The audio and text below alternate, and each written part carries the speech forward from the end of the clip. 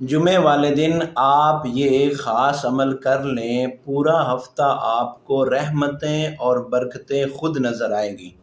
اور یہ جو عمل ہے وہ میرا نہیں ہے، بلکہ اللہ کے پاک پیغمبر علیہ الصلوۃ والسلام کی 2 حدیث مبارکہ ہیں اس ایک عمل کے لیے۔